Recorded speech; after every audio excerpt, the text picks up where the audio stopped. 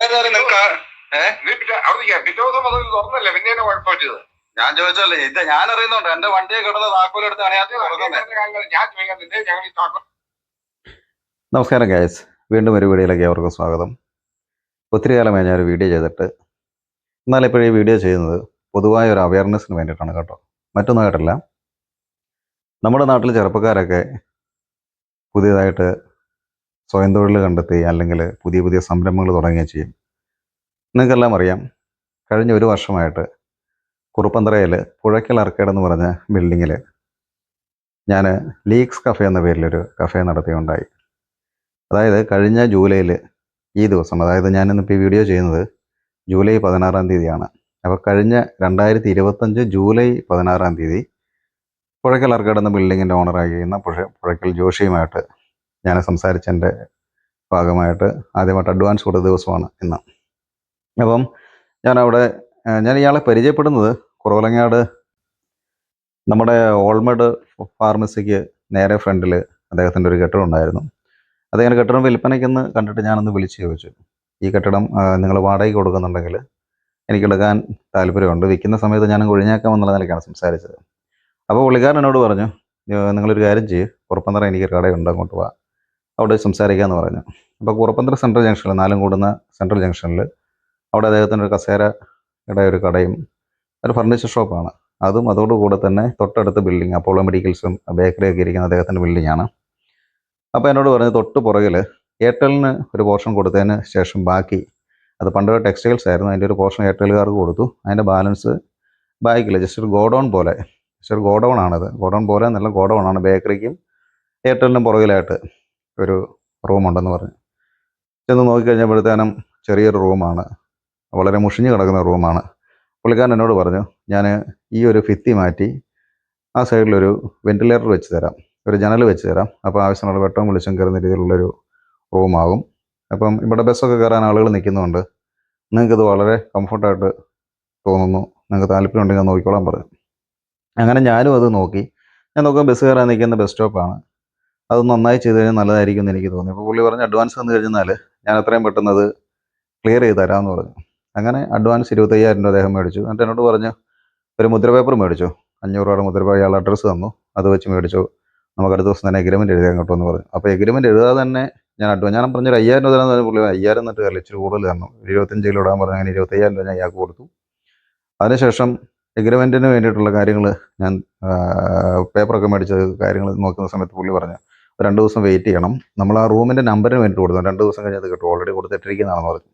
സ്വാഭാവികമായിട്ടും നമ്മുടെ ഒരു നാട്ടുകാരെന്നുള്ള നിലയ്ക്ക് അയാൾ പറഞ്ഞ കാര്യങ്ങൾ നമ്മളങ്ങ് വിശ്വസിച്ചു. ഓക്കെ, കുഴപ്പമില്ല. പുള്ളി എന്നോട് പറഞ്ഞു, ഈ അഡ്വാൻസ് തന്നില്ലേ, അപ്പോൾ റൂമിൽ പെയിൻ്റ് അടിയോ കാര്യങ്ങളൊക്കെ ഉണ്ടെന്നുണ്ടെങ്കിൽ ചെയ്തോളാൻ പറഞ്ഞു.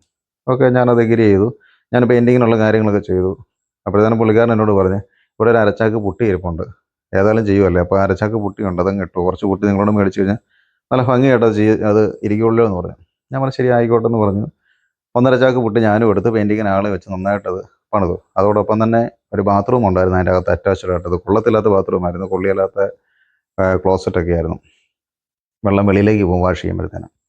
അപ്പോഴത്തേനും ഞാൻ അദ്ദേഹത്തോട് പറഞ്ഞു, ഇത് കൊള്ളത്തില്ല, എങ്ങനെ, അപ്പോൾ നിങ്ങൾക്ക് ഇഷ്ടമുള്ള നിങ്ങൾ മാറ്റിക്കോ, നിങ്ങൾ എന്നത് ചെയ്തോ എന്നല്ല അദ്ദേഹം എന്നോട് പറഞ്ഞു. അങ്ങനെ ഞാൻ ആ ബാത്റൂം, അതിൻ്റെ തറ ടൈലിട്ടു, വാൾ ടൈൽ ആസിഡ് വാഷ് ചെയ്തു, പുതിയ ക്ലോസറ്റ്, ബാത്റൂം ഫിറ്റിങ്സ് മൊത്തം മാറ്റി പുത്തൻ ബാത്റൂം പോലെയാക്കി, കംപ്ലീറ്റ് ആ കെട്ടിടം പെയിൻ്റ് അടിച്ച് നല്ല പുതിയൊരു നല്ല ഫർണിഷ്ഡ് ആയിട്ട് നല്ല ഭംഗിയാക്കി ഞാനത് ചെയ്തു. അവിടെ വന്നിട്ടുള്ള ആളുകൾക്ക് അത് കാണുമ്പോൾ മനസ്സിലാകും, നേരത്തെ അത് കടന്ന് എങ്ങനെയാണെന്ന് അവിടെ ഉള്ളവർക്കും മനസ്സിലാകും, നേരത്തെ കടന്നതും പിന്നീട് നമ്മൾ പണിതും ആ കാര്യങ്ങൾ നല്ല ഭംഗിയായിട്ട് ചെയ്തു. അതിനുശേഷം ഇതിൻ്റെ ഇടയ്ക്ക് ജൂലൈ 16 ഞാൻ അഡ്വാൻസ് കൊടുത്തു. ജൂലൈ 28 ആകുമ്പോൾ വീണ്ടും പുള്ളി 25,000 കൊണ്ട് മേടിച്ചു. 50,000 രൂപയാണ് എന്നോട് സെക്യൂരിറ്റി പറഞ്ഞത്. അപ്പോൾ 6,500 രൂപ വാടകയും പറഞ്ഞു. അങ്ങനെ പറഞ്ഞാണ് നമ്മളത് എഗ്രി ചെയ്തത്.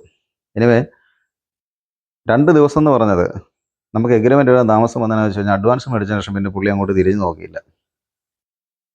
അതാണ് ഞാൻ പറഞ്ഞൊരു അവയർനെസ്സിന് വേണ്ടിയാണ് ഞാൻ വീഡിയോ ചെയ്തെന്ന് പറഞ്ഞത്. നമ്മളിപ്പോൾ ഒരു കെട്ടിടം എടുക്കുന്ന സമയത്ത് അഡ്വാൻസ് കൊടുത്തതിന് ശേഷം പിന്നെ ബിൽഡിങ്ങോടെ ഭാഗത്തുനിന്ന് ഒരു കാര്യവും പുള്ളി തിരിഞ്ഞ് ചെയ്യുന്നില്ല. പിന്നെ ഈ റൂം നമ്പർ എടുക്കാൻ എൻ്റെ ആവശ്യമായി മാറി. കാരണം എനിക്ക് ഈ കട തുടങ്ങണമെങ്കിൽ FSIയുടെ ലൈസൻസ് എടുക്കണമെന്നുണ്ടെങ്കിൽ, പഞ്ചായത്ത് ലൈസൻസ് എടുക്കണമെന്നുണ്ടെങ്കിലൊക്കെ എനിക്ക് ഈ റൂം നമ്പർ കിട്ടിയേ പറ്റത്തുള്ളൂ. അഡ്വാൻസും കൊടുത്ത് ഞാൻ അതിനകത്ത് പണിയും തുടങ്ങി. അപ്പോൾ നമ്മൾ നാട്ടിൻപുറത്തുകാരനായ നമ്മുടെ നാട്ടിലുള്ള ഒരാളെ വിശ്വസിച്ചതിൻ്റെ എൻ്റെ ഒരു ഫാൾട്ടാണ് ഞാനീ പറഞ്ഞു വരുന്നത്. പുതിയതായിട്ടൊരു സംരംഭം തുടങ്ങാൻ ഞാൻ ലോൺ എടുത്തും കടമെടുത്തും ഒക്കെയാണ് നമ്മളൊരു കുഞ്ഞു പരിപാടി തുടങ്ങിയത്. അപ്പം അതിൻ്റെ അകത്ത് വന്ന തടസ്സങ്ങളാണ് ഞാൻ നിങ്ങളോട് സംസാരിക്കുന്നത്. എന്നോട് പുള്ളി പറഞ്ഞ 2 ദിവസം കഴിഞ്ഞാൽ നമുക്ക് അതിൻ്റെ റൂം നമ്പർ കിട്ടും, എല്ലാം ചെയ്ത് വെച്ചിരിക്കുകയാണ് എന്നാണ് എന്നോട് പറഞ്ഞത്. പക്ഷേ 2 ദിവസമുള്ള 2 മാസം എടുത്തു. അവസാനം ഞാൻ ഇതിൻ്റെ പുറകെ പഞ്ചായത്ത് കയറി ഇറങ്ങാൻ പെരിയ പഞ്ചായത്ത് സുനിച്ചേട്ടനറിയാം. പുള്ളി അന്ന് പ്രതിപക്ഷ നേതാവാണ്. പുള്ളിയുടെയും കൂടെ പുള്ളിയുടെ പുറകെ നടന്ന് കുറേ കാര്യങ്ങളൊക്കെ പുള്ളിയും കൂടെ സപ്പോർട്ട് ചെയ്തിട്ടാണ് അവസാനം ആ കെട്ടിട നമ്പർ നമ്മളെടുക്കുന്നത്. അതിനുശേഷം 2025 സെപ്റ്റംബർ 10-ാം തീയതിയാണ് എഗ്രിമെൻ്റ് എഴുതുന്നത്. എഗ്രിമെൻ്റ് എഴുതിയിട്ടാണ് കടയുടെ ഉദ്ഘാടനവും മറ്റു കാര്യങ്ങളൊക്കെ ചെയ്ത് അതിൻ്റെ പ്രോസസ്സും പഞ്ചായത്ത് ലൈസൻസ്, FSI ലൈസൻസ് അങ്ങനെ തുടങ്ങി നമുക്കൊരു പ്രസ്ഥാനം തുടങ്ങുമ്പോൾ എന്തൊക്കെയുണ്ടോ അതെല്ലാം ഓടിയാണ് നമ്മൾ ചെയ്യുന്നത്. അതിന് ശേഷമാണ്.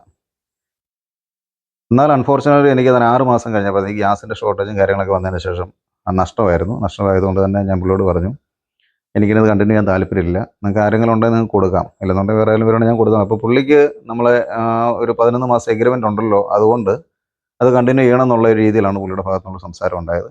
ഞാൻ അതിന് മറുത്തൊന്നും പറഞ്ഞില്ല, കാരണം ഓൾറെഡി നമ്മൾ സൈൻ ചെയ്തതാണ്. ഞാൻ പലർക്കും അത് ഹാൻഡ് ഓവർ ചെയ്യാൻ നോക്കി. എന്നാൽ എൻ്റെ സൈഡിൽ കൂടെ വെള്ളം ഇറ്റിറങ്ങുകയും ഒരു പ്രാവശ്യം വെള്ളം തെറിച്ച് വീണ് ഞാൻ ഒരാളെ കാണിക്കാൻ ചെല്ലുമ്പോൾ അതിനകത്ത് വെള്ളം കെട്ടി, അപ്പോൾ എയർടെൽ ഓഫീസിലേക്കും വെള്ളം പോകുന്നുണ്ട്. ആ ഒരു സാഹചര്യത്തിൽ അവർക്കത് വേണ്ടെന്നും പറഞ്ഞ് പോയി. എന്തായാലും എൻ്റെ ഫർണിച്ചറിൻ്റെ സാധനങ്ങളൊക്കെ അതിൻ്റെ അകത്ത് തന്നെ കിടക്കുകയാണ്. ഞാൻ പുള്ളിയോട് പറഞ്ഞു, അങ്ങനെയാണെന്നുണ്ടെങ്കിൽ നിങ്ങൾക്കിപ്പം മാറാൻ സാഹചര്യം ഇല്ലാത്തത് കൊണ്ട് എൻ്റെ സാധനം അവിടെ കിടന്നോട്ടെ, പുതിയ ആൾ വരുന്നോടം വരെ അല്ലെങ്കിൽ എന്നുണ്ടെങ്കിൽ 11 മാസം എഗ്രിമെൻറ്റ്, എൻ്റെ എഗ്രിമെൻറ്റ് കോൺട്രാക്ട് തീർന്ന് ഞാൻ എടുത്തോളാം എന്ന് പറഞ്ഞു. കാരണം പുള്ളി അതുവരെയുള്ള വാടക മേടിക്കും, കാരണം എൻ്റെ ഡിപ്പോസിറ്റ് അവിടെ കിടക്കുന്നുണ്ട്. എന്നാൽ ഈ ജൂൺ മാസം ആയപ്പോഴത്തേനും, കഴിഞ്ഞ മാസം ജൂൺ മാസം പുള്ളിക്കാരൻ എന്നോട് പറഞ്ഞു, ഇവിടെ തൈകളിന് 2 പേര് വരുന്നിട്ടുണ്ട്, അങ്ങനെയാണെന്നുണ്ടെങ്കിൽ നിങ്ങൾക്ക് നിങ്ങളുടെ സാധനമൊക്കെ എടുത്തു, അപ്പോൾ 1 മാസമാണ് വാടക, കുറച്ച് നിങ്ങൾ തന്നാൽ മതിയല്ലോ എന്ന് പറഞ്ഞു. അപ്പം ഞാനത് നല്ലതായിട്ട് കരുതി. അപ്പം ഞാൻ പുള്ളിയോട് പ്രത്യേകം പറഞ്ഞു, ചേട്ടാ ഏതായാലും ഞാൻ അവിടെ നിന്ന് ഇറങ്ങുന്ന സമയത്ത് ഞാൻ ചെയ്തിരിക്കാൻ കുറച്ച് പണികളുണ്ട്, ആ ബാത്റൂം എക്യുപ്മെൻറ്റ്സും കാര്യങ്ങളൊക്കെ മാറ്റിയതാണ്, അപ്പോൾ നിങ്ങൾ എന്തെങ്കിലും ഒരു അത് അഡ്ജസ്റ്റ് ചെയ്ത് എനിക്ക് തരണം കേട്ടോ, അത് നോക്കാം, നമുക്ക് എങ്ങനെയാണെന്ന് വെച്ചാൽ കൈകാര്യം ചെയ്യാമെന്നൊക്കെയാണ് പറഞ്ഞു. അതൊക്കെ ആയിക്കോട്ടെ എന്ന് പറഞ്ഞു. അപ്പോൾ ഈ തയ്യൽക്കാർ വരുന്നതോടനുബന്ധിച്ച് പുള്ളിക്കാരൻ എന്നോട് പറഞ്ഞു, നിൻ്റെ കീ ഒന്ന് തരണം, അവർ വരുമ്പോൾ ഒന്ന് കാണിക്കാനാണെന്ന് പറഞ്ഞു. ഞാൻ പറഞ്ഞു ഓക്കെ ആയിക്കോട്ടെ, എൻ്റെ കയ്യിൽ ഒരു കീയേ ഉള്ളൂ, ഞാനത് തരാമെന്ന് പറഞ്ഞു. അങ്ങനെ പുള്ളി പറഞ്ഞതനുസരിച്ച് ഞാൻ ആ ബേക്കറിയിൽ കീ കൊടുത്തു. കീ കൊടുത്തതിന് ശേഷം ഞാൻ പറഞ്ഞ് ഉപയോഗം കഴിഞ്ഞതിന് ശേഷം അപ്പോളോ മെഡിക്കൽസ് കൊടുത്തു. ഞാൻ ജോലി കഴിഞ്ഞ് ഞാൻ ആലപ്പുഴയാണ് എൻ്റെ ബ്രാഞ്ച് വരുന്നത്. അവിടെ നിന്ന് വരുന്ന സമയത്ത് ഞാൻ ചിലപ്പം 11 മണിയൊക്കെ ആകുമ്പോഴാണ് വരുന്നതെങ്കിൽ, 11 മണി വരെ ഉണ്ട്, താമസിച്ചാണ് വരുന്നതെങ്കിൽ ഞാൻ അവിടെ നിന്ന് കീ മേടിച്ചോളാം എന്ന് പറഞ്ഞു. അങ്ങനെ ഇവരെ വിശ്വസിച്ച് ഞാൻ താക്കോൽ കൊടുത്തു. പക്ഷേ ഇതിനകത്തൊരു ട്വിസ്റ്റ് എന്താണെന്ന് ചോദിച്ചു കഴിഞ്ഞാൽ, എന്നോട് പറയാതെ ഇവർ ആ താഴെ മാറിയിട്ട് ആ മാറിയ താഴിൻ്റെ ഒരു താക്കോൽ അവരെ കൊടുത്തത്. രണ്ടും താക്കോൽ ഒരുപോലെ ഇരുന്നുകൊണ്ട് ഞാനത് ശ്രദ്ധിച്ചുമില്ല.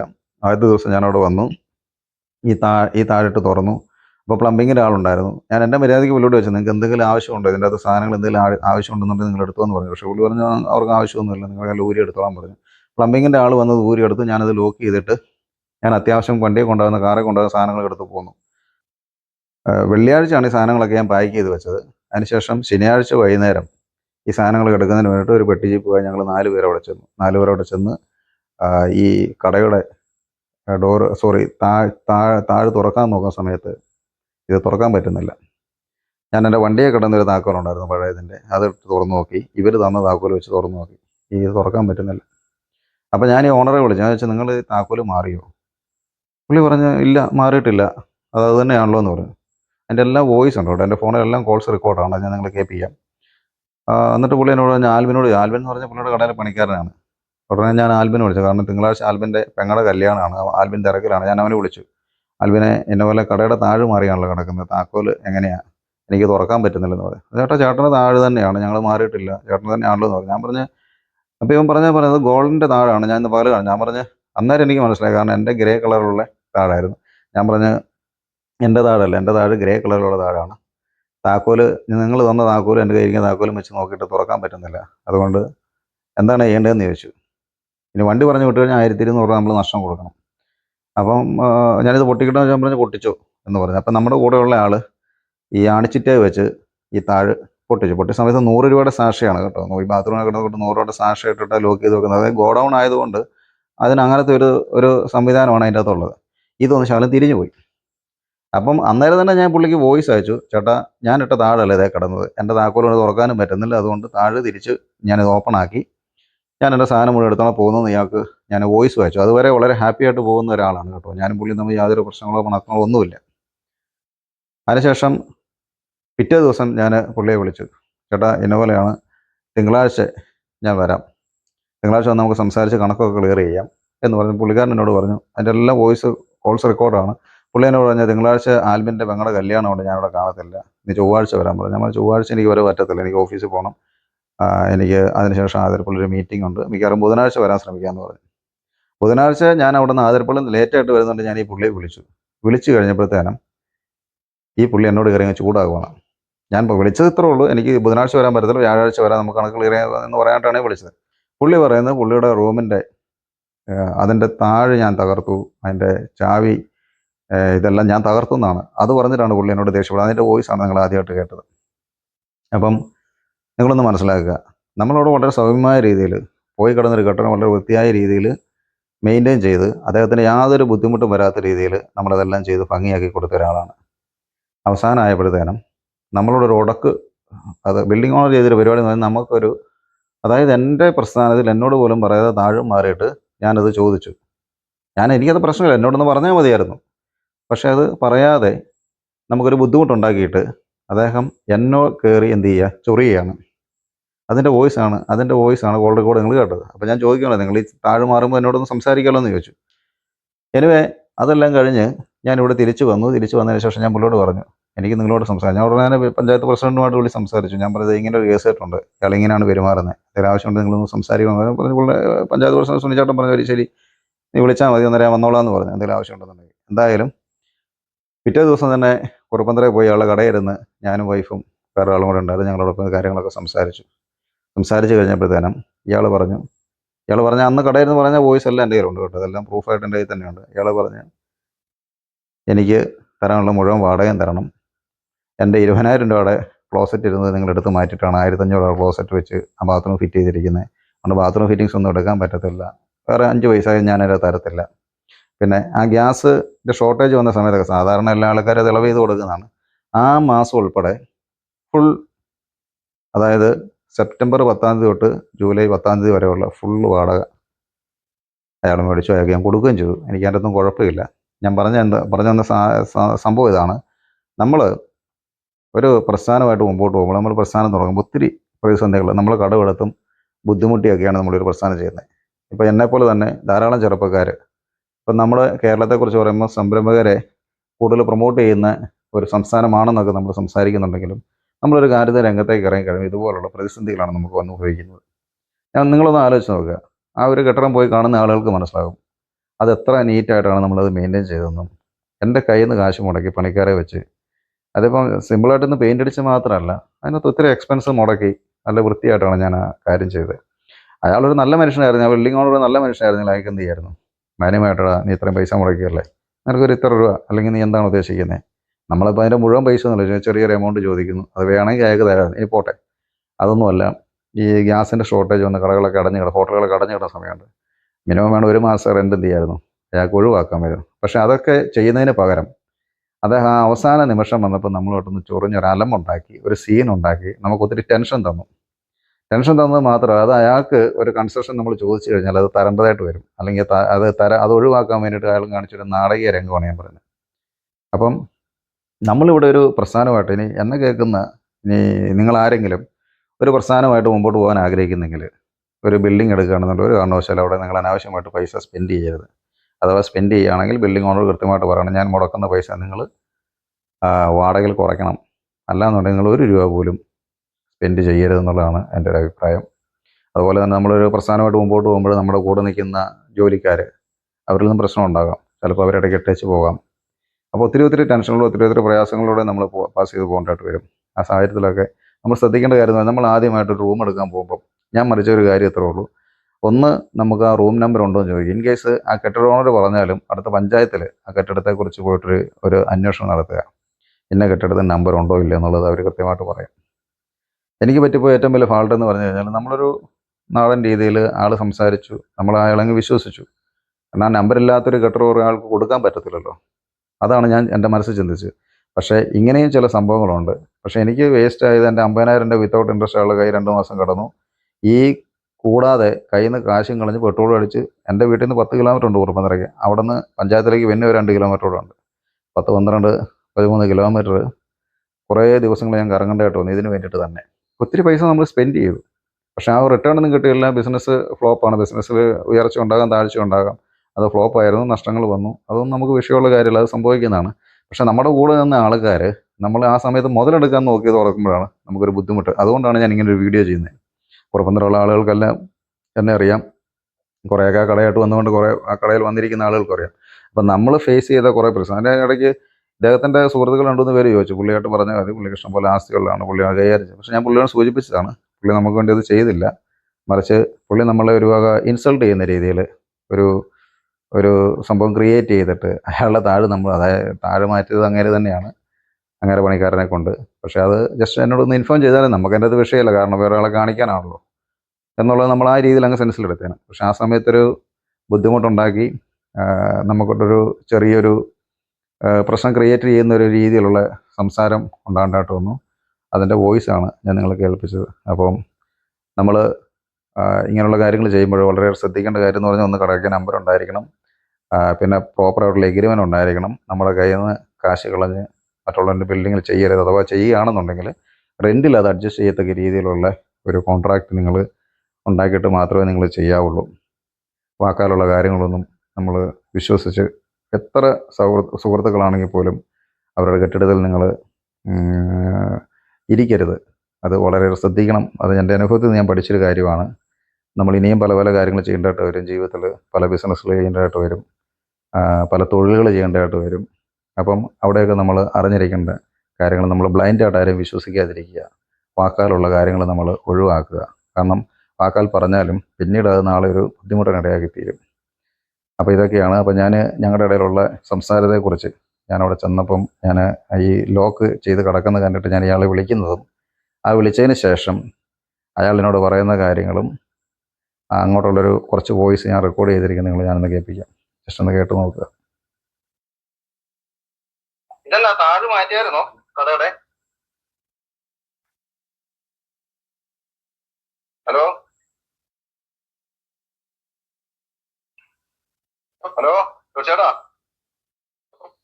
ഹലോ ഹലോ കേക്കാവോ? പുള്ളിക്ക് കടയുടെ ഇത് പൂട്ട് മാറ്റിയായിരുന്നോ നിങ്ങള്? ഇല്ല, ഇത് ഞാൻ എത്തിച്ചു പോയ താഴല്ലോ, ഇത് താക്കോലും ഇല്ല. അത് തന്നെയാണല്ലോ. അല്ലല്ല, ഇത് വേറൊരു താക്കോല താഴെ കിടക്കുന്നത്. ഇത് തുറക്കാൻ പറ്റുന്നില്ല എനിക്ക്. അറിയാം. എന്നാ ഞാനത് അവനെ ഒന്ന് വിളിക്കട്ടെ. ഞാൻ വണ്ടിയായിട്ട് വന്ന സാധനം എടുക്കാനേ. Okay okay. ഞാൻ പുള്ളിക്ക് അറിയത്തില്ലെന്ന് പറഞ്ഞേ. ആൽബിനെ വിളിച്ചു നോക്കി. അപ്പോൾ ആൽബിൻ പറയുമെന്ന് പറയുന്നു. നമ്മൾ ഈ സാധനം എടുത്തുകൊണ്ട് പോകുന്നതിന് ശേഷം ഞാൻ പുള്ളിക്കൊരു വോയിസ് അയച്ചു രാത്രി തന്നെ. അന്ന് കേട്ടോ നോക്ക് കേട്ടോ. ജോഷിച്ചേട്ടാ, കടയിൽ നിന്ന് നമ്മൾ സാധനം എടുത്തോണ്ട് പോന്നായിരുന്നേ. പിന്നെ ക്ലീൻ ആക്കി ഇട്ടിട്ടുണ്ട്. തിങ്കളാഴ്ച ഞാൻ വരാം കേട്ടോ. തിങ്കളാഴ്ച രാവിലെ തന്നെ ഉച്ച കഴിഞ്ഞ് വിളിച്ചിട്ട് വരാവേ. എന്തെങ്കിലും നാളെ ഉണ്ടെന്നുണ്ടെങ്കിൽ കടയിൽ വരുവാണെങ്കിൽ നാളെ സംസാരിക്കാം. എന്നുണ്ടെങ്കിൽ തിങ്കളാഴ്ച സംസാരിക്കാവേ.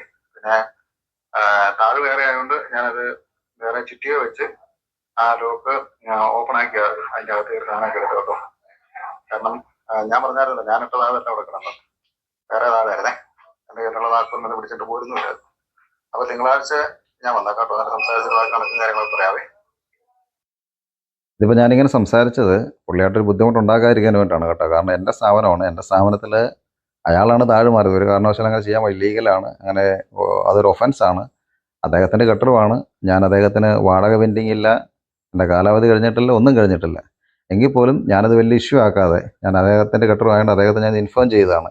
അതായത് ഈ താഴെ ഞാൻ മാറ്റി, അതായത് താഴെ ലോക്ക് അഴിച്ച് മാറ്റിയിട്ടാണ് ഞാൻ സാധനം എടുത്തുകൊണ്ട് പോകുന്നത്. നമ്മുടെ മര്യാദയ്ക്ക് നമ്മൾ ചെയ്യുന്നൊരു കാര്യമാണ് കേട്ടോ, കണക്കൊന്നും ഇല്ലാതെ കണ്ട്. അതിനുശേഷം ഞാൻ പിറ്റേ ദിവസം രാവിലെ പുള്ളിയെ വിളിച്ച് ഫോണിൽ സംസാരിക്കുന്ന കാര്യമാണിത് കേട്ടോ. ഞാൻ ഇന്നലെ രാത്രിയിലെ സാധനം എടുത്തോണ്ട് പോണേ. പിന്നെ അവിടെ കുറച്ച് ക്ലീൻ ആക്കിണ്ട്. നാളെ എപ്പോഴാ ഫ്രീ ആണേ? നാളെ കാണില്ല, അവന്റെ പെങ്ങടെ. അപ്പം നാളെ കഴിഞ്ഞ് കാണും. അയ്യോ, നാളെ ഇല്ല. ചൊവ്വാഴ്ച ഞാനേ ഓഫീസിൽ പോകണം. ആലപ്പുഴ ആയിരിക്കും. പിന്നെ അവിടെ നിന്ന് ആതിരപ്പള്ളി ഓഫീസിൽ ചെന്നിട്ട് അല്ലെങ്കിൽ ബുധനാഴ്ച പോയിട്ട് എപ്പോഴായാലും വിളിച്ചിട്ട് പോരും. നാളെ എന്തായാലും കാണത്തില്ല അവനൊക്കെ. ഞാൻ അവനും ഇല്ല, ഞാൻ അവിടെ കാണത്തുമില്ല. കാരണം ആയിക്കോട്ടെ. ഇന്നലെ ഞാനിട്ടത് അതല്ല കടയിൽ കിടന്നത് അല്ലേ? അല്ലല്ല, ഗോൾഡന്റെ ഗ്രേ കളർ സാധനമായിരുന്നു. ഗ്രേ കളറാണ് കടയിൽ. അതിന്റെ അത് കഴിഞ്ഞപ്പോ ഇവൻ ആ താക്കോല് കാണാവുന്നു. അതിനപ്പോ ഞാൻ പറഞ്ഞു എങ്ങനെയാണ് താക്കോലിട്ട് ഓർമ്മ നിനക്ക് എന്നൊക്കെ പറഞ്ഞു. നിനക്കൊന്നും തന്നില്ല നിന്റെ കൂട്ട്. പുള്ളിയെ കാണാതെ വന്ന് പറയുന്നത് എൻ്റെ കയ്യിൽ നിന്ന് മേടിച്ചിട്ട് ഒരു ദിവസമേ ആയുള്ളൂ. അതായത് താഴെ തയ്യൽക്കടക്കാർ വന്ന ആളെ കാണിക്കുന്നതിന് വേണ്ടിയിട്ടാണെന്നും പറഞ്ഞ് എൻ്റെ കയ്യിൽ നിന്ന് താക്കോല് മേടിച്ചു. ബേക്കറി കൊടുത്തേക്കാൻ പറഞ്ഞു. അതിനുശേഷം ഒരു ദിവസമേ ഉള്ളൂ. അന്ന് ഞാൻ ഈ പയ്യനെ വിളിച്ചു വെച്ചു. അവനോട് പറഞ്ഞു, ചേട്ടാ താക്കോൽ അപ്പോളായി കൊടുത്തേക്കാൻ കേട്ടോ എന്ന് പറഞ്ഞു. വൈകുന്നേരം ആയപ്പോൾ ഞാനിവിടെ നിന്ന് ഒരു 9:30 ആയപ്പോഴത്തേനും വീട്ടിൽ വന്നിട്ട് ഞാൻ നേരെ കുറുപ്പന്തറ 10 കിലോമീറ്റർ കാറെടുത്ത് വന്നു അപ്പോളോ മെഡിക്സ് താക്കോല് മേടിക്കാനായിട്ട്. അവിടെ വന്നപ്പോൾ ഈ പയ്യൻ കൊടുത്തിട്ടില്ല. ഞാൻ ഉടനെ അവനെ വിളിച്ചിട്ട് ഫോൺ എടുക്കുന്നില്ല. അത് ഞാൻ തിരിച്ചിങ്ങ് വന്ന് കാഞ്ഞിരത്താൻ എത്ര ആയപ്പോഴത്തേനും ഇവനെ തിരിച്ച് വിളിച്ചു. ചേട്ടാ ഞാൻ എടുക്കായിരുന്നു. ഞാൻ എന്താ താക്കോൽ കൊടുക്കാൻ നേരം പറഞ്ഞു, ഞാൻ മറന്നുപോയെന്ന് പറഞ്ഞു. അന്ന് ആ താക്കോൽ അവൻ ആൽവിൻ എന്ന് പറഞ്ഞ പയ്യൻ കൊടുത്തില്ല.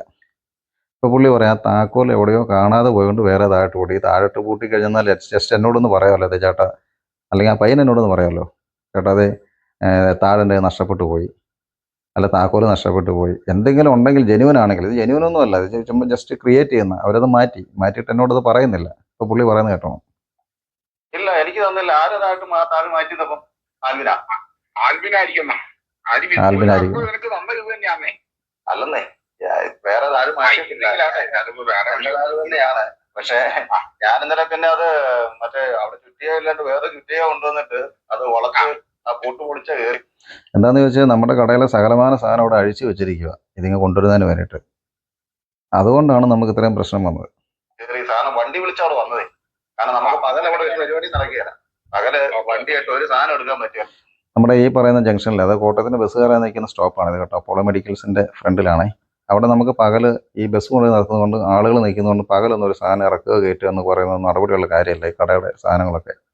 അപ്പോൾ എന്തായാലും ഒരു 9 മണി കഴിയാതെ നമുക്ക് അവിടെ ഒരു പരിപാടി നടക്കും. കടകളൊക്കെ അടച്ചതിന് ശേഷം ആ ഏരിയ ശാന്തമായതിനു ശേഷം അവിടെ വണ്ടി എടുത്തൊക്കെ ചെയ്യാൻ പറ്റത്തുള്ളൂ. അതുകൊണ്ടാണ് നമ്മൾ രാത്രിയിൽ ഈ സാധനങ്ങൾ എടുക്കാൻ പോകുന്നത്. ഞാൻ കട തുടങ്ങിയപ്പോഴും രാത്രിയിലാണ് സാധനങ്ങളെ കൊണ്ട് ഇറക്കി ഇതൊക്കെ ചെയ്തത്. 9:30 കഴിയാതെ. അപ്പൊ അതാ രാത്രിയിൽ എടുക്കുന്നത്. അപ്പൊ അല്ല ഇനി കുറച്ച് സാധനം എടുക്കാനുണ്ട്. കുറച്ച് സാധനം എന്ന് പറഞ്ഞു കഴിഞ്ഞാല് നമ്മുടെ ആ വൈഫൈയുടെ സാധനമുണ്ട്. ബാത്റൂം ഫിറ്റിംഗ്സ് ഒന്നും തന്നെ എടുത്തിട്ടില്ല. അതുപോലെ തന്നെ ബാത്റൂം ഫിറ്റിംഗ്സ് എടുക്കണ എങ്ങനെയാ? ബാത്റൂം ഫിറ്റിംഗ് അവിടെ ഇരുന്ന ഫിറ്റിംഗ്സ് വെക്കാൻ 20,000 രൂപ മറ്റേ സാധാ ഇരിക്കുന്ന സമയത്ത് 1,600 രൂപയുടെ ക്ലോസറ്റ് കൊണ്ട് വെച്ച് എടുക്കാൻ പറ്റുമോ? 20,000 ജോലിച്ചൊന്നും അറിയാമല്ലോ ചേട്ടാ ഇത്ര എങ്ങനെയായിരുന്നു. അങ്ങനെയൊക്കെ പറയാം. ക്ലോസറ്റ് കംപ്ലൈന്റ് ആയിരുന്നു. അതൊക്കെ അതായത് ഈ ഒരു കെട്ടിടം വളരെ പഴയ കെട്ടിടമാണ് കേട്ടോ. ഞാൻ പണ്ട് കൊശമറ്റം ഫിനാൻസിൽ ഞാൻ അവിടെ അവരുമായിട്ട് ഇൻഷുറൻസ് ചെയ്യുന്ന സമയത്ത് ഞാൻ ഈ കൊശമറ്റത്തിൻ്റെ ബ്രാഞ്ചിൽ, അതിൻ്റെ നേരെ മേളിൽ കൊശമറ്റത്തിൻ്റെ ബ്രാഞ്ച് ഉണ്ടായിരുന്നു. ഞാൻ അവിടെ വന്നുകൊണ്ടിരുന്നത്. അത് ഏറ്റവും ഒരു കുറുപ്പന്തറ ഒരുവിധം പഴയ കെട്ടിടമാണ്. ഏറ്റവും ഒത്തിരി പഴക്കമുള്ളൊരു കെട്ടിടമാണ് കേട്ടോ. അതിൻ്റെ അകത്തെ ബാത്റൂമിൻ്റെ കാര്യം, അതിൻ്റെ അകത്ത് ഒരു ബാത്റൂമും എൻ്റെ അറിവിൽ കൊള്ളാമെന്ന് അത്ര വർഷങ്ങളെ പഴക്കമുള്ള സാധനമാണ്. ഞാൻ ചെല്ലുന്ന സമയത്ത് ഈ ബാത്റൂമിൽ നിന്ന് കറ പിടിച്ച് വളരെ ഒരു മോശം ബാത്റൂമായിരുന്നു. അപ്പം ഞാനത് പറയുകയും ചെയ്തു. പുള്ളി പറഞ്ഞാൽ അതൊക്കെ കഴുകിയെടുത്താൽ മതി എന്നാണ് പറഞ്ഞത്. പക്ഷേ കഴുകിയാലൊന്നും ക്ലിയർ ആകുന്ന ബാത്റൂമല്ല. അതുകൊണ്ട് തന്നെയാണ് ഞാൻ അതിൻ്റെ ക്ലോസറ്റ് മാത്രമേ മാറ്റി ബാത്റൂം ഫിറ്റിങ്സ് ഒക്കെ മാറ്റിയത്. പുള്ളിയുടെ കൺസെൻറ്റോട് കൂടി തന്നെയാണ് കേട്ടോ. പുള്ളിയോട് പറഞ്ഞ് പുള്ളി അതെല്ലാം ഈ പുട്ടിയിടുന്ന കാര്യമൊക്കെ പുള്ളി തന്നെ ഇങ്ങോട്ട് ഐഡിയ വന്ന് ചെയ്യിച്ചതാണ്. അങ്ങനെയാണ്. മറ്റു പുള്ളി പറയാണ് 20,000 രൂപയുടെ ക്ലോസറ്റ് ഞാൻ മാറ്റിയിട്ടാണ് ഈ 1,600 രൂപയുടെ 1,600 എവിടെ ക്ലോസറ്റ് ഇടുന്നത് എനിക്കറിയത്തില്ല. ഇപ്പോൾ ഉണ്ടെന്ന് എനിക്ക് അതിനാലും മേടിക്കുന്ന സമയത്ത് 2,600 3,000 രൂപ എടുത്ത് എനിക്ക് അതിന് ചിലവുണ്ട് ക്ലോസറ്റിന് മാത്രം. പിന്നെ ഫിറ്റിങ്സ് എല്ലാം കൂടി 17,000 രൂപ എനിക്ക് ചിലവ് വന്നു ഫിറ്റിങ്സിന് മാത്രം, പണിക്കൂലി കൂടാതെ. പിന്നെ അതിൻ്റെ ടൈലിട്ടതും മറ്റു കാര്യങ്ങളൊക്കെ അത് വേറെ അഡീഷണൽ പോകും. ഞാൻ 6 മാസം അത് യൂസ് ചെയ്തുള്ളൂ. അതെന്തെങ്കിലും ആയിക്കോട്ടെ, പുള്ളി തന്നില്ല, നമുക്ക് അതിനകത്ത് വിഷയമൊന്നുമില്ല കേട്ടോ. ബാക്കി ഇയാളുടെ ആറ്റിറ്റ്യൂഡും ഇങ്ങനെ സംസാരമാണ് നമുക്ക് ഏറ്റവും കൂടുതൽ ബുദ്ധിമുട്ട് തോന്നിച്ചത്. അതെല്ലാം കഴിഞ്ഞിട്ട് ഞാൻ ആതിരപ്പള്ളി കഴിഞ്ഞു. ആതിരപ്പള്ളിയിലെ മീറ്റിംഗ് എല്ലാം കഴിഞ്ഞ് ഞാൻ ബുധനാഴ്ച തിരിച്ച് വീട്ടിലേക്ക് വരുമ്പം ഞാൻ അവിടെ നിന്ന് പോരുമ്പം തന്നെ ഉച്ച കഴിഞ്ഞു. ഒരു 3 മണി 4 മണി ആകാറായ സമയത്ത് ഞാൻ ഈ പുള്ളിനെ വിളിച്ചു. ഞാൻ വിളിച്ചത് ഇത് പറയാനാണ്, ചേട്ടാ ഞാൻ ഇന്ന് വരത്തില്ല, നാളെ ഞാൻ വരാം. നാളെ വന്നിട്ട് നമുക്ക് കാര്യങ്ങളൊക്കെ സംസാരിച്ച് കണക്കൊക്കെ പറഞ്ഞ് നമുക്കത് ക്ലോസ് ചെയ്യാൻ കേട്ടോ. കാരണം എൻ്റെ 50,000 സെക്യൂരിറ്റി പൈസ കിടപ്പുണ്ട്. ഇങ്ങനെയൊക്കെയുള്ള വാടക കഴിഞ്ഞതിന് ശേഷം ബാലൻസ് പൈസ ഇങ്ങോട്ട് കിട്ടാനുണ്ട്. അപ്പോൾ എന്നിട്ട് അത് മേടിക്കുന്നതിൻ്റെ കാര്യമാണ് ഞാനീ പറയുന്നത്. അല്ലാതെ വേറെ കേസ് കിട്ടും നമ്മൾ ഇതിനകത്ത് കൂടുതലായിട്ട് ചോദിക്കുന്നുമില്ല, പറയുന്നുമില്ല. അപ്പോൾ അതിന് വേണ്ടിയിട്ടാണ് ഞാൻ പുള്ളിയോട് സംസാരിക്കുന്നത്. പക്ഷേ പുള്ളി അന്നേരമാണ് എന്നോട് കയറി ദേഷ്യപ്പെടുന്നത്. അതാണിത്.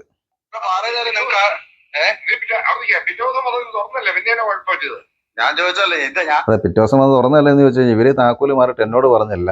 സെയിം ടൈപ്പ് താഴെ ആയതുകൊണ്ട് നമ്മൾ ശ്രദ്ധിച്ചുമില്ല. എൻ്റെ താക്കോലും കണ്ടു കഴിഞ്ഞാൽ സെയിം ഏറെക്കുറെ അതുപോലെ തന്നെയാണ്. അപ്പോൾ എൻ്റെ ഒരു ചാവി കാറിൻ്റെ ചാവിയിൽ കിടപ്പുണ്ടായിരുന്നു. കടയുടെ ഒരു താക്കോല് ഞാൻ ഇവർക്ക് കൊടുത്തത്. ഞാൻ ഇത് ശ്രദ്ധിക്കാത്തതുകൊണ്ട് ഇവർ വെച്ച താക്കോല് വെച്ച് തുറന്നകത്ത് കയറി എടുത്തു പോന്നു. പക്ഷെ നമ്മളത് അറിയുന്നില്ല. ഞാൻ വിചാരിക്കുന്നത് തന്നെ എൻ്റെ കടയിൽ കിടന്ന ആര് തന്നെയാണ് ഞാൻ വിചാരിക്കുന്നത്. അതാ പുള്ളി പറയുന്നത്, നീ വന്ന് കയറി ഒന്ന് എടുത്തിട്ട് പോയതല്ലേ, പിന്നെ എന്താ പറ്റിയെന്ന്. ഞാൻ അറിയുന്നുണ്ട്. എന്റെ വണ്ടിയെ കിടന്ന താക്കോലെടുത്താണ് ഞാൻ തുറക്കുന്നത്. ഞാൻ ചോദിക്കുന്നത് ഞങ്ങൾ ഈ താക്കോൽ ഒന്നുകൂടെ എൻ്റെ വണ്ടിയെ കിടന്ന കാലിൻ്റെ ഇടയിലല്ലേ, അത് വണ്ടി ഇരുന്നുകൊണ്ട് ഞാൻ കേട്ടില്ല, അല്ലെ പെട്ടെന്ന് ഞാൻ എന്തെങ്കിലും പ്രതികരിച്ചാണ്. അതിനുശേഷം റെക്കോർഡ് കേട്ടപ്പോഴാണ് ഞാനത് കേട്ടത്. അയാൾ പറഞ്ഞ വർത്താനം അത്. എൻ്റെ കയ്യിൽ നിന്ന് കാശും മേടിച്ച് ഡെപ്പോസിറ്റും മേടിച്ച് മാസാമാസം കൃത്യമായ വാടകയും മേടിച്ച് ഒരു ദിവസം പോലും പെൻഡിങ് ഇല്ലാതെ ഉള്ള കാശ് മേടിച്ച് നല്ല പൊത്ത് പോലെ കിടന്നൊരു ഗോഡൗൺ പോലെ കിടന്ന മുറി നല്ല രീതിയിൽ പണിത് ഫിനിഷ് ചെയ്ത് കൊടുത്തിട്ട് നമ്മൾ കേട്ടൊരു വാക്കാണ് അത് എൻ്റെ കയ്യിൽ നിന്ന്. ല്ലേ? ഞാൻ കാര്യം ചോദിക്കട്ടെ, എന്റെ താക്കോല് ഞാൻ നിങ്ങളുടെ കയ്യിലാണ്. നിങ്ങൾ തന്നു. അത് കഴിഞ്ഞപ്പോ അപ്പൊ താഴെ മാറിയെങ്കിൽ എന്നോടൊന്ന് പറയണ്ട. ഞാൻ എന്റെ വണ്ടിയെ കിടന്ന താക്കോലെടുത്ത് എന്റെ താഴേല് ഒരു താക്കോല് വീട്ടിൽ നിന്ന് എടുത്തോണ്ട് വന്നിട്ടുണ്ടായിരുന്നു. ആ താഴെട്ട് ഞാൻ തുറന്നത്. അന്നേരം തുറക്കാൻ പറ്റും. അന്നേരം ഞാൻ ഒരു കാര്യം ചെയ്യും. അന്നേരം ഞാൻ കാര്യം ചോദിക്കട്ടെ, ഞാൻ ജോഷിനെ വിളിച്ചായിരുന്നോ? താഴെ മാറിയെന്ന് ചോദിച്ചില്ലേ? അന്നേരം പറഞ്ഞില്ലേ എന്നോട് പറഞ്ഞില്ലേ എനിക്ക് അറിയത്തില്ലെന്ന് പറഞ്ഞു. ഞാൻ അന്നേരം ആലിമിനെ വിളിച്ചു. ആലിനും പറഞ്ഞു അവനും അറിയത്തില്ലെന്ന് പറഞ്ഞു. ഒരു കാര്യം ചെയ്യും, നാളെ അവരെ താക്കോല് കൊണ്ടുവരും. ഏത് താക്കോല്? ഞാൻ തന്ന താക്കോല്. തന്ന താക്കോല് ഞാനൊരു കാര്യം പറയാം. ഞാനവിടെ ഇട്ടിരുന്ന താക്കോല് അത് ഞാൻ നിങ്ങളുടെ കയ്യിൽ തന്നാണ്. നിങ്ങൾ താഴെ മാറുമോ നിങ്ങൾ എന്നോട് പറഞ്ഞു. ഞാൻ അറിയുന്നില്ല ഇത്. എന്റെ വണ്ടിയെ കിടന്ന താക്കോലോടെ ആ തുറക്കാൻ നോക്കുന്നത്. അത് കാര്യം എന്നാലും അത് മാറി പോയി. എന്നിട്ട് വന്നാ മതി. ഏത് മാറി വെക്കാനായിട്ട്? കുത്തിപ്പൊളിച്ച് മാറ്റി വെച്ച് തന്നേക്കും. താഴെ വന്നേക്കാം. ചേട്ടാ, എനിക്ക് നിങ്ങളോട് പണങ്ങാനോ വഴക്കുണ്ടാക്കാൻ എനിക്ക് സമയമില്ല. ഞാൻ ആദ്യം അത് തന്നെ പറയാം. നിങ്ങൾ പറഞ്ഞു നിങ്ങൾ എനിക്ക് ലീസിന് തന്ന കെട്ടിടമാണ്. ആ കെട്ടിടത്തില് നിങ്ങൾ താക്കോലിട്ട് മാറുമ്പോൾ അത് മര്യാദയ്ക്ക് എന്നോടൊന്ന് പറയാം. അപ്പോൾ അത്രയും പറഞ്ഞപ്പോൾ പുള്ളി അത് കട്ടിയിട്ട് പോയത്. അതായത് ഇപ്പം വാദി പ്രതിയായി. അതായത് എൻ്റെ പ്രസ്ഥാനത്തിന് ഞാനിട്ട താഴും താക്കോലും ഇങ്ങേര് ചോദിച്ചു, ഞാൻ താക്കോൽ കൊടുത്തു ഒരു ദിവസം തുറക്കാൻ വേണ്ടിയിട്ട്. ഇയാൾ താഴും താക്കോലും അങ്ങ് മാറി പുതിയ താഴും താക്കോലിട്ട് ഇയാൾ പറയുന്നത് ഞാൻ തന്ന താക്കോൽ നീ ഇങ്ങോട്ട് കൊണ്ടുപോകാം. ഇങ്ങേരോടൊക്കെ എന്താ മറുപടി പറയണ്ടേ? ഇതാണ് ഇയാൾ പറയുന്നത്. ഇതിപ്പോൾ ചെയ്യേണ്ട കാര്യം എന്ന് പറഞ്ഞാൽ ഞാൻ മാഞ്ഞൂർ പഞ്ചായത്ത് പ്രസിഡന്റിനെ വിളിച്ച് കാര്യങ്ങൾ പറഞ്ഞു, ഇങ്ങനെ ഇന്ന വിഷയങ്ങളുണ്ട് എനിക്ക്, അതിനകത്ത് ഇയാൾ തരാതെ വന്നു കഴിഞ്ഞാൽ നിങ്ങളൊന്ന് ഇടപെടണമെന്ന് പറഞ്ഞ് അവരെ കാര്യങ്ങൾ അറിയിച്ചു. പിറ്റേ ദിവസം തന്നെ ഇയാളെ വിളിച്ചിട്ട് ഞാൻ പറഞ്ഞു, ഞാൻ ഏതായാലും പിറ്റേ ദിവസം 10 മണിക്ക് അവിടെ വരും, നിങ്ങൾ വന്ന് നമ്മൾ നിങ്ങൾ അവിടെ വരണം എന്ന് പറഞ്ഞേ. ഞാൻ നാളെ രാവിലെ 10 മണിയാകുമ്പോൾ അവിടെ വരും. ഞാൻ വിളിച്ചിട്ട് വരുള്ളൂ. നമ്മൾ തമ്മിൽ സംസാരിച്ചത് ക്ലിയർ ചെയ്യണം. നിങ്ങളുടെ തെറ്റിദ്ധാരണ എനിക്ക് അതിന്റെ കാര്യമില്ല. ഞാൻ ആദ്യമായിട്ടല്ല ആളുകളെ കാണുന്നത്. ഞാൻ അവിടെ തന്നൊരു താളുണ്ട്, അതിന്റെ താക്കോലും കാണിക്കാം. ഞാൻ അവിടെ വന്നേക്കാം. എനിക്ക് വേറെ ഒരു പരിപാടിയില്ല. നമ്മൾ തമ്മിലുള്ള കണക്കും കാര്യങ്ങളും പറഞ്ഞ് ക്ലിയർ ചെയ്തേക്കാം. എനിക്ക് നിങ്ങൾ അതായത് ഞാൻ ഇയാളെ വിളിച്ചിട്ട് പറഞ്ഞു, അന്നേരം തന്നെ വിളിച്ചിട്ട് പറഞ്ഞു നാളെ രാവിലെ 10 മണിക്കാൻ വരും, നമ്മൾ തമ്മിൽ കാര്യങ്ങൾ ക്ലിയർ ചെയ്യണം. കാരണം ഈ രീതി പോയി ശരിയാകത്തില്ല. കാരണം ഇയാൾ ക്രിയേറ്റ് ചെയ്യുന്നതെന്ന് എനിക്ക് മനസ്സിലായി. കാരണം നമ്മുടെ ഭാഗത്ത് നിന്ന് ഒരു വിട്ടുവീഴ്ച മാറില്ല. എൻ്റെ സ്ഥാനത്ത് വേറെ ഏതെങ്കിലും ഒരുത്തനാണെന്നുണ്ടെങ്കിൽ പൊളിച്ചു കയറി പറയും. ഇയാൾ ഈ പറഞ്ഞ് കുത്തിപ്പൊളിച്ചെന്ന് പറയുന്നത് ഒന്നുമില്ല, 100 രൂപയുടെ സാഷയാണ്. നമ്മൾ ഈ താഴ് ആണിച്ചിട്ടിക്ക് തിരിച്ചു കഴിഞ്ഞപ്പോഴത്തേന് ആ സാഷ ഒരു ശകലം വളഞ്ഞു പോയി. ഈ ബാത്റൂമിൽ ഇടുന്ന കൂട്ടി ടൈപ്പ് 100-150 രൂപയുടെ സാധനമാണ്. അതൊന്ന് വളഞ്ഞു പോയതാണ് ഈ കുത്തിപ്പൊളിച്ച് എന്ന് പറയുന്നത്. പിന്നെ ഞാൻ എങ്ങനെ എൻ്റെ സാധനം കൊണ്ടുവരും? അല്ലെങ്കിൽ ഞാൻ 1000 രൂപ വണ്ടി ഇവന്മാരെല്ലാം തരുമോ? ഇവർ തരുമോ? 1 രൂപ ഇവർ എനിക്ക് അഡീഷണലി ഞാൻ സ്പെൻഡ് ചെയ്തതിനകത്ത് തന്നിട്ടില്ല. ഇത് ക്രിയേറ്റ് ചെയ്യുന്നതാണ് പ്രശ്നം, നമ്മളോട്ട് ക്രിയേറ്റ് ചെയ്യുന്നതാണ്. അതിനുശേഷം രാവിലെ ഇയാൾ മൈൻഡ് മാറിയിട്ട് ഇയാൾ വിളിച്ചിട്ട് എന്നോട് സംസാരിക്കുന്ന കാര്യങ്ങളാണ്. ഇയാൾ വിളിച്ചിട്ട് പറയാണ്, നീ എഗ്രിമെൻറ്റുമായിട്ട് വരണം, നമുക്ക് ആ എഗ്രിമെൻറ്റ് കീറിക്കളഞ്ഞേക്കാം. അതെ പറയുന്നത് കേട്ടോ. ഹലോ ഹലോ പറഞ്ഞോ. നമ്മൾ നമ്മൾ 2 പ്രാവശ്യം വിളിച്ചിട്ടും പുള്ളി ഫോൺ എടുത്തില്ല. അത് കഴിഞ്ഞ് പിന്നെ പുള്ളിക്കാരൻ ഒരു 9-9 ആയപ്പോൾ തിരിച്ചെണ്ണിങ്ങോട്ട് വിളിച്ചിട്ട് പറയുന്നതാണ്. എഗ്രിമെന്റ് ഇല്ലേ? അത് കൊണ്ടുവന്നേ. തീരുമ്പോ അത് വേറെ ഒന്നുമല്ല, അത് കീറിക്കളഞ്ഞാൽ മതി. നമുക്ക് കീറിക്കളഞ്ഞാൽ അതൊന്ന് ചേട്ടനിരുന്ന് നമുക്കൊന്ന് ക്ലിയർ ചെയ്യണം നമ്മുടെ കണക്കും കാര്യങ്ങളൊക്കെ. എത്ര മാസത്തെ വാടക തരാമെന്ന് നോക്കിട്ട് വേറെ എന്നാ ക്ലിയർ ചെയ്യാതി. എന്റെ കണക്ക് ഫെബ്രുവരി, മാർച്ച്, ഏപ്രിൽ, മെയ്, ജൂൺ 5 മാസം. ജൂൺ പിന്നെ ഇതേതാ ജൂലൈ? ഇതാണ് 5. അത് തരാൻ അതിന്റെ ബാക്കി പൈസ കണ്ടെത്താൻ പറയാം. അതായത് നമ്മളൊരു മാസത്തെ പൈസ പോലും പുള്ളിയോട് ചോദിച്ചു പോയില്ല. പുള്ളിക്ക് പുള്ളിയായിട്ട് ഞാൻ അത് തരണമെന്നോ അല്ലെങ്കിൽ അങ്ങനെ ചെയ്യണമെന്നൊന്നും ഞാൻ പറഞ്ഞില്ല. പുള്ളിക്ക് ഫെബ്രുവരി തൊട്ട് എൻ്റെ തന്ന അഡ്വാൻസിൽ നിന്ന് എടുത്തോളാം ഞാൻ പറഞ്ഞു. പ്രസ്ഥാനം അടച്ച സമയത്ത് ഞാൻ പറഞ്ഞു, വാടക നിങ്ങൾ അതിൽ നിന്ന് എടുത്തോ. സാധാരണ ഏത് ബിൽഡിംഗ് ഓണറും ഗ്യാസിൻ്റെ ഷോർട്ടേജ് വന്ന സമയത്ത് സാധാരണ വാടക എടുക്കാറില്ല. ഇനി അതെടുത്താലും കുഴപ്പമില്ല, നമ്മൾ കാശ് കൊടുത്ത് എന്തെങ്കിലും അവരെ കെട്ടിടത്തിൽ സ്പെൻഡ് ചെയ്തിട്ടുണ്ടെന്നുണ്ടെങ്കിൽ മാന്യമായ രീതിയിൽ സംസാരിച്ച് കഴിഞ്ഞാൽ അവരെന്തെങ്കിലും അത് ചെയ്തു കൊടുക്കും. അതും ഇയാൾ ചെയ്തില്ല. അതാണ് എൻ്റെ അകത്ത് ഏറ്റവും വലിയ ഫാൾട്ട്. ഇപ്പോൾ അയാൾ പറയുന്നത് നമ്മളോട് പറയുന്ന ആ എഗ്രിമെൻറ്റ് നമുക്ക് കീറിക്കളയാം, പിന്നെ തെളിവൊന്നുമില്ലല്ലോ. ഞാൻ പക്ഷേ എഗ്രിമെൻറ്റ് ക്യാൻസൽ ചെയ്തതിൻ്റെ കോപ്പി ഇപ്പോഴും എൻ്റെ കയ്യിൽ തന്നെ ഇരിപ്പുണ്ട്. ഞങ്ങൾ മുഴുവൻ ഡീലിങ്സും എന്തൊക്കെയാണോ ചെയ്തത്, ഞാൻ അയാൾക്ക് ട്രാൻസ്ഫർ ചെയ്ത് കൊടുത്തതും വാടക കൊടുത്തതും എല്ലാം എൻ്റെ പ്രൂഫ് ഉണ്ട് കേട്ടോ. ഇയാൾ പറയുന്നത് കേട്ടോ. വേറെ സെറ്റ് ചെയ്യാനൊന്നുമില്ല. അന്നേ ഹലോ എനിക്ക് നിന്റെ പൈസ വേണ്ട, നിന്നോട് വരക്കണം. എനിക്ക് അതിന്റെ ആവശ്യമില്ല. ഞാനൊരു മനുഷ്യനോട് എനിക്കാണ് ഇന്നലെ എത്ര ടെൻഷൻ ആയിരുന്നു. ഞാൻ അവിടെ ഒരു മീറ്റിംഗ് അനാവശ്യമായിട്ട് നമ്മൾ മര്യാദയ്ക്ക് ഒരു സൈഡിൽ കൂടെ നമ്മുടെ ജോലിയുണ്ട്, നമ്മുടെ പണിയും കാര്യങ്ങളോട്ട് പോകുന്നതിനിടയ്ക്ക് അനാവശ്യ ടെൻഷൻ തന്നിട്ട് പുള്ളി നിന്ന് ഇളിക്കുന്ന പരിപാടിയാണ്. പുള്ളി ഒന്ന് ചിരിച്ച് വലിയ കഥ പറയുന്ന കേസാണ്. പുള്ളി നമ്മളോട് അതങ്ങ് കീറിക്കളഞ്ഞേക്കാം, നീ ആ സാധനമായിട്ട് ഇങ്ങനെ വന്നാൽ മതി. അത് കഴിഞ്ഞ് ആ കടയിൽ ചെന്നിരിക്കുന്ന സമയത്തുള്ള വോയിസും കാര്യങ്ങളൊക്കെ നമ്മൾ റെക്കോർഡാണ്. ഇയാൾ പറയുന്നതും ഈ പുള്ളിക്കാരൻ കിടന്ന് പിടയ്ക്കുന്നതും പുള്ളി ഒരു കാര്യത്തിനും വിട്ടുവീഴ്ചയില്ലാത്ത രീതിയിലാണ് പുള്ളി അന്ന് സംസാരിച്ചുകൊണ്ടിരുന്നത്. ഇയാളുടെ ബേസിക് നേച്ചർ എന്താണെന്നുള്ളത് കുറുപ്പന്തരമുള്ള ആൾക്കാർക്കും ഒക്കെ അറിയായിരിക്കും. കാരണം നമ്മൾ മണക്കനാടാണ് വീട്. പുള്ളിയെക്കുറിച്ച് അങ്ങനെ ബേസിക് പുള്ളിയുടെ ഹിസ്റ്ററി ഒന്നും അറിഞ്ഞിട്ട് വന്നൊന്നുമില്ല. കടമുറി ഉണ്ടെന്ന് പറഞ്ഞു, ഓക്കെ പറഞ്ഞു. ബിൽഡിംഗ് നമ്പർ ഇല്ലാത്ത ഏതായാലും അങ്ങനെ കൊടുക്കാറില്ല. അത് നമ്മളൊന്ന് വിശ്വസിച്ച് പോയി. പക്ഷേ പുള്ളി നമ്മളെ അടപടലം ഓമ്പിച്ച് വിട്ടു. അതാ കഥയാണ് ഈ പറയുന്നത്. മീറ്റിംഗ് കഴിഞ്ഞ് വരുമ്പോഴാണ് ഞാൻ പറഞ്ഞ മുഴുവൻ കിട്ടേ. നീ വന്നപ്പോഴത്തേക്കും അപ്പൊ നിന്റെ ഒരു താക്കോലല്ലേ ഉള്ളൂ. ഞാൻ പറഞ്ഞു കഴിഞ്ഞത് നീ പറഞ്ഞു. ഇതിനകത്ത് തർക്കമൊന്നുമില്ല. എനിക്ക് അതിനകത്ത് വിഷയം. അതായത് ഒരിക്കലും എന്നെ കൊണ്ടൊരു കാര്യം ഇത് പറയിപ്പിക്കുകയല്ല പുള്ളി ഇങ്ങോട്ടെല്ലാം സെറ്റാക്കുകയാണ്. വിഷയമില്ല. ഞാൻ പറയാം, നീ മുഴുവൻ കേൾക്കാം. എന്നിട്ട് പറഞ്ഞാൽ മതി. ഇനി ഒരു തിരിച്ച് അപ്പൊ ഒരു താഴ് നിന്റെ ഒരു താക്കമുള്ളതുകൊണ്ട് ഞാൻ പറഞ്ഞാൽ നീ ഒരു താഴ് ചെയ്യും. നീ എപ്പോഴും ഇതിന് പുറകെ വേണ്ടല്ലോ. നീ ഒരെണ്ണം ഒരു താഴ് മേടിച്ചിട്ട് ഒരെണ്ണം കൂട്ടിട്ട് നിനക്ക് തരാൻ പറഞ്ഞു. ആ ഒരു ഗ്രേ കളറുള്ള ഒരു താക്കോൽ നിനക്ക് തന്നു. അവൻ തന്നു കേട്ടോ.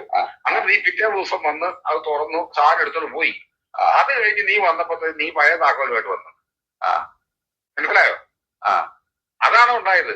ഇപ്പോഴും നിന്റെ ഇരിക്കുന്ന ഗ്രേ പറഞ്ഞേക്ക്. നിന്റെ ഇരിക്കുന്ന ഗ്രേ താക്കോൽ ഞങ്ങൾ തന്ന താക്കോലും കൊണ്ട് വന്നാൽ ഇപ്പോഴും ആ താഴെ കിടപ്പണം. അത് തുറക്കാം. പക്ഷേ ഉണ്ടല്ലോ അപ്പൊ ഒരു കാര്യം ചെയ്യും. വേറെ കാര്യം ഞാൻ ഒരു ആ ഗ്രേ താക്കോലിന് കൊണ്ടുവരും. മറ്റേ താഴെ നീ മേടിച്ചിട്ടതാ. ഞാൻ എന്റെ അല്ല. ഇതേ കിടന്നില്ലേ? അതെ കിടന്നില്ലേ? എടാ സ്റ്റീലിന്റെ കളറുള്ള താക്കോല് നിന്റെ താഴെ നിന്റെ ആയിരുന്നേ.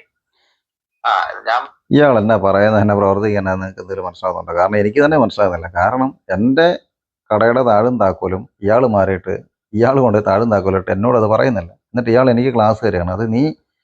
അത് എൻ്റെ ഭാഗത്ത് തെറ്റാണ്. കാരണം ഞാൻ പഴയ താക്കോലിട്ട് അയാൾ തന്ന താക്കോല വേറെ താക്കോലിട്ട് ഞാൻ തുറന്നു. അതുകൊണ്ടാണിത് എനിക്ക് മനസ്സിലായത്, കണ്ടുപിടിച്ചല്ലേ. ഞാൻ അറിയത്തില്ല, നമ്മളത് ശ്രദ്ധിക്കത്തില്ല, ഒരേ മോഡൽ താഴായതുകൊണ്ട്. മനസ്സിലാകുന്നുണ്ടോ? അപ്പം നമ്മൾ പറഞ്ഞു വന്ന കാര്യം ഇതാണ്. നമ്മളൊരു പ്രസ്ഥാനം തുടങ്ങുമ്പം എനിക്കിപ്പം നമ്മുടെ ഒരു നാട്ടുമ്പുറത്തെ രീതി അനുസരിച്ച് ഒരാളുമായിട്ട് കാര്യങ്ങൾ സംസാരിച്ചു. അയാൾ ഒരു മാന്യനാണെന്ന് വിചാരിച്ച് നമ്മൾ വിശ്വസിച്ചു. അയാൾക്ക് അഡ്വാൻസ് കൊടുത്തു. നമ്മൾ അയാളുടെ മുറി ഉപയോഗിച്ചു. അതിനുശേഷം ഈ അഡ്വാൻസ് കൊടുത്തതിന് ശേഷം അങ്ങോട്ടുള്ള ഞാൻ സ്ട്രഗിൾ ചെയ്ത കാര്യങ്ങളാണ് നമ്മൾ പറഞ്ഞത്. കാരണം കടമുറിക്ക് നമ്പറില്ലെങ്കിൽ നമുക്ക് ഒരു കാര്യം നമുക്ക് ചെയ്യാൻ പറ്റത്തില്ല, ബിസിനസ് മുമ്പോട്ട് പോകാൻ പറ്റത്തില്ല. അതിനെല്ലാം തടസ്സങ്ങൾ. കാരണം മറ്റുള്ളവരുമെല്ലാം ബുദ്ധിമുട്ട് നമുക്ക് മറ്റുള്ളവരുടെ മുമ്പിലുള്ള നാണക്കേട്. നമ്മൾ തുടങ്ങുകയും ചെയ്തു. കയ്യിൽ നിന്ന് കാശ് കൊണ്ട് അവിടെ ഇറക്കി പെയിൻറ്റിങ്ങും കാര്യങ്ങളും ഫർണിഷിങ്ങും എല്ലാം ചെയ്തു. അപ്പോൾ നമ്മൾ ഫേസ് ചെയ്ത കുറച്ച് കാര്യങ്ങളാണ് ഞാൻ നിങ്ങളോട് പറയുന്നത്. അപ്പം എനിക്ക് പറ്റിയ അബദ്ധമാണ്. നമ്മൾ പരിചയക്കുറവുകൊണ്ട് മൂലം പറ്റിയതാണ്. പക്ഷേ എന്നെ കേൾക്കുന്ന നിങ്ങളാരെങ്കിലും പുതിയതായിട്ട് പ്രസ്ഥാനം ഒരു കെട്ടിടം എടുത്ത് ചെയ്യാൻ ആഗ്രഹിക്കുന്നു, വൃത്തിയുണ്ടെങ്കിൽ കെട്ടിടം എടുത്ത് ചെയ്യുന്ന കാര്യങ്ങളൊക്കെ ഒഴിവാക്കുക. കാരണം ഇപ്പോൾ ഇതുകൊണ്ടൊന്നും മുതലാകത്തില്ല. ഇനി അഥവാ നിങ്ങൾ അങ്ങനെ ചെയ്യുന്നുണ്ടെന്നുണ്ടെങ്കിൽ പ്രോപ്പർ എഗ്രിമെൻറ്റും കാര്യങ്ങളും എന്തെങ്കിലും ചെയ്യുന്നുണ്ടെങ്കിൽ ബിൽഡിംഗ് ഓണറിനെ കൊണ്ട് തന്നെ ചെയ്യിക്കുക. അല്ല നമ്മളാണ് ചെയ്യുന്നതെങ്കിൽ ഒന്നെങ്കിൽ നമ്മൾ റെൻറ്റിൽ അത് അഡ്ജസ്റ്റ് ചെയ്യിക്കുക. അല്ലാന്നുണ്ടെങ്കിൽ ഊരിക്കൊണ്ട് പോരാവുന്ന കാര്യങ്ങൾ മാത്രം എന്ത് ചെയ്യുക നമ്മൾ ചെയ്യുക. ഒരു പണക്കം ഒഴിവാക്കി കിട്ടും. ഇപ്പോൾ വെറുതെ ഇരുന്ന ഒരു കേസാണ്. നമുക്ക് ഒത്തിരി മാനസിക പ്രശ്നങ്ങൾ അത് ജോലി ചെയ്യുന്ന ആളുകളിൽ നിന്നുണ്ടായി. അതുകൂടാതെ തന്നെ ബിൽഡിംഗ് ഓണറുകളിൽ നമുക്കുണ്ടായി. അപ്പം ഈ ഒരു കാര്യം ജസ്റ്റ് നിങ്ങളുമായിട്ടൊന്ന് ഷെയർ ചെയ്യുന്നതാണ് ഞാൻ ഈ വീഡിയോ ചെയ്തത്. അപ്പോൾ കാണാൻ അടുത്ത വീഡിയോ. അതുവരേക്കും ബൈ ബൈ.